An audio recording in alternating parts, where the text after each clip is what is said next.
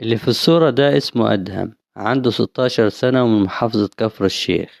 أدهم كان عنده طموح كبير جدا، وكان نفسه يبقى غني ويبقى معاه فلوس كتير، وده طبعا عكس ظروف عيلته اللي كانت عايشة على قد حالها جدا.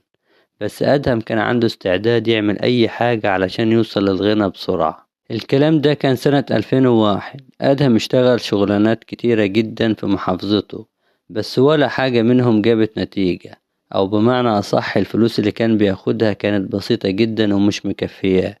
الحال ده فضل كده حوالي سنتين، لحد ما بقى عنده 18 سنة، وابتدى يحس إنه بيكبر ومش بيحقق أي حاجة من أحلامه. في الوقت ده اتعرف على شوية شباب شمال، كانوا بيعملوا أي حاجة غلط ممكن تتخيلها، تجارة مخدرات وسرقات. بس الغريب إن السرقات اللي كانوا بيعملوها كانت تافهة جدا. كانوا بيسرقوا غطا البلاعات ويبيعوها كخردة، ويصرفوا الفلوس على المخدرات. أدهم قرر يدخل معاهم السكة دي، وقال يمكن يقدر يجمع فلوس ويعمل بيها مصلحة. وفعلا بدأ يسرق معاهم غطا البلاعات ويبيعها خردة، ومع الوقت بقى معاه فلوس كتير. لحد ما في مرة وهو بيسرق غطا بلاعة الساعة 3 الفجر، الناس شافوه وجروا وراه لحد ما مسكوه وبلغوا البوليس. قبل ما البوليس يوصل، أدهم كان مخبي سكينة، فضرب الراجل اللي مسكه وهرب. الضربة كانت خطيرة جدا، والراجل دخل العناية المركزة. ومن حسن حظه إن محدش قدر يمسكه، خصوصا إنه كان بيسرق في منطقة بعيدة عن منطقته والدنيا كانت ضلمة، فمحدش عرف يحدد شكله. رجع البيت وقعد يومين 3 مستني يشوف ايه اللي هيحصل، واهله ما كانوش يعرفوا اي حاجة خالص عن اللي بيعمله. ومن هنا قرر ادهم يسيب البلد ويسافر القاهرة علشان يشتغل ويبعد عن المشاكل. بس اهله رفضوا الفكرة دي وحاولوا يقنعوه يشتغل مع ابوه في الارض، لكنه اصر وقرر ينزل القاهرة بالعافية. ورغم كده اهله كانوا بيحبوه جدا وخايفين عليه، فوالده كلم أخته اللي عايشة في القاهرة ووصاها عليه. عمته اسمها نجلاء ومتجوزة من راجل غني، وعايشة في القاهرة بقالها 10 سنين بس ما تخلفش. حاولت تخلف كتير لكن المشكلة كانت من جوزها، ومع ذلك فضلت عايشة معاه، يا إما علشان بتحبه يا إما لسبب تاني هنعرفه بعدين. أول ما أدهم وصل القاهرة، راح لعمته وقعد معاها شوية، وخلال كلامهم عرف إن جوزها راجل غني جدا وعنده بيزنس، وكمان بيحب يساعد الشباب ويدخل معاهم شراكة. وأي حد مكان أدهم كان أول حاجة هيطلبها إنه يشغله معاه، لكن أدهم كان ليه تفكير تاني خالص. قرر يتعلم صنعة الأول ويكتسب خبرة، وقعد يفكر يا ترى يتعلم إيه يقدر يجيب منه فلوس كتير. أدهم قرر إنه بعد كده يفتح مشروع خاص بيه، ويفكر يشارك جوز عمته، ويفضل يجرب في كذا شغلانة لحد ما يحدد أنهي مجال هو اللي بيكسب أكتر. في الأول اشتغل في محل عصير قصب، بس محبش الشغلانة دي خالص، وكان شايف إن دخلها ضعيف جدا. بعد كده راح اشتغل في محل عطارة، وابتدأ يلاحظ إن المجال ده بيكسب فلوس حلوة جدا، علشان كده قرر يتعلم شغل العطارة كويس، وفضل شغال فيها أكتر من 2 سنين لحد ما بقى فاهم كل حاجة فيها، حتى الحاجات الغلط زي طرق الغش اللي بتزود المكسب أضعاف. وفي آخر 2 شهر بدأ يغش الزباين، وكمان بقى يسرق صاحب المحل نفسه، لحد ما الراجل اكتشفه وطرده.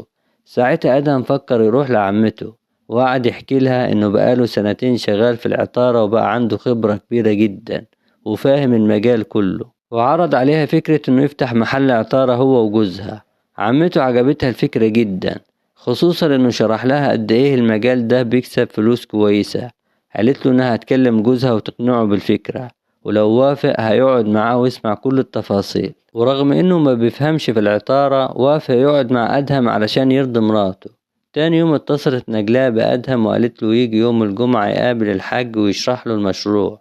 أدهم راح وقعد مع الحاج سيد وشرح له كل تفاصيل المشروع والمكسب المتوقع، والحاج عجبته الفكرة ووافق يشاركه. بعدها أدهم نزل منطقة بولاق دكرور في شارع نهية، وفضل يدور على محل للإيجار.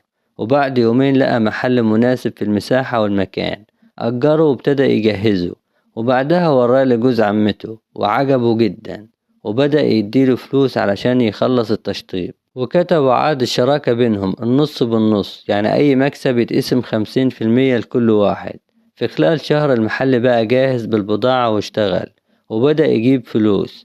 الحاج سيد قرر يسيب الإدارة كلها لأدهم ويكتفي إنه ياخد نصيبه كل شهر، ومن هنا أدهم بدأ يدخل في سكة الغش والنصب، وبقى يزود مكسبه بشكل كبير جدا لأنه كان بيتاجر في أعشاب مخدرة وحاجات ممنوعة. فضل كده أكتر من سنة ونص يكسب فلوس كتيرة جدا، بس كان بيدي جوز عمته جزء بسيط بس، حوالي 10% بدل 50%. وطبعا جوز عمته ما كانش واخد باله من حاجة لأنه كان فاكر إن ده نفس مستوى المكسب القديم، وما يعرفش إن أدهم بقى بيكسب أضعاف مضاعفة. بعد شوية وقت جوز عمته خسر خسارة كبيرة في شغله في التجارة، فاضطر يقفل محل العطارة علشان يعوض اللي خسره. قعد مع أدهم وقال له إنه مضطر يقفل المحل علشان محتاج الفلوس، لكن أدهم رفض تماما وقال إن المحل مش هيتقفل خالص. الكلام سخن بينهم واتخانقوا لحد ما عمته دخلت وهدت الجو، ومن هنا بدأت الفكرة السوداء تدخل دماغ أدهم، وقرر إنه يخلص من جوز عمته علشان المحل يبقى بتاعه لوحده. فضل يفكر كتير يعملها إزاي من غير ما يتكشف، لحد ما وصل لفكرة إنه يخلي عمته هي اللي تقتل جوزها بإيديها،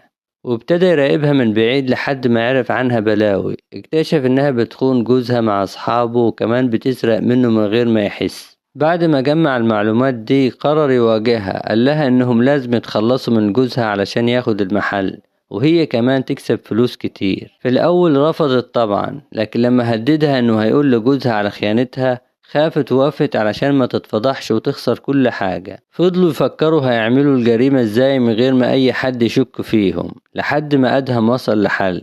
عمل تركيبة بتزود ضربات القلب جدا، تركيبة عادية للشباب لكن خطيرة جدا على واحد كبير في السن وعنده مشاكل في القلب. وفعلا اداها لعمته وقال لها تحطها له في الأكل، وبعد ما أكل بحوالي 3 ساعات جاله سكتة قلبية ومات. نجلاء قعدت تصرخ وتعيط والناس اتلمت، لكن واحد من الجيران شك ان الموضوع مش طبيعي وبلغ البوليس. البوليس جه ومعاه الطب الشرعي، لكن التقرير أكد ان الوفاة طبيعية بسبب أزمة قلبية ومفيش شبه جناية، واتدفن الراجل وكل حاجة رجعت طبيعية. نجلاء كملت حياتها عادي، وأدهم كان فرحان جدا ان المحل بقى ليه لوحده، وعلاقته بعمته قربت أكتر من الأول وبقى يروح لها كتير. وفي يوم أدهم كان سكران وراح لها والشيطان لعب في دماغه وبدأ يفكر بطريقة منحرفة واعتدى عليها رغم إنها كانت بتحاول تبعده. وبعد اللي حصل خاف إنها تفضحه فقرر يقتلها علشان يخلص من أي خطر. جاب سكينة وذبحها، لكن أول ما عمل كده حس إنه وقع نفسه في مصيبة كبيرة، فخاف ورمي السكينة وخرج يجري من الشقة.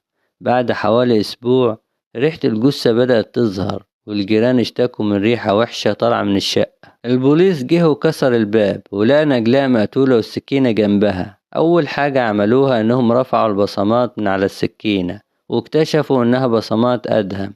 فضلوا يدوروا عليه لحد ما قبضوا عليه عند واحد صاحبه، وأول ما اتقبض عليه اعترف بكل حاجة حصلت وتحول للنيابة، وبعدها اتحكم عليه وصدر عليه حكم بالإعدام.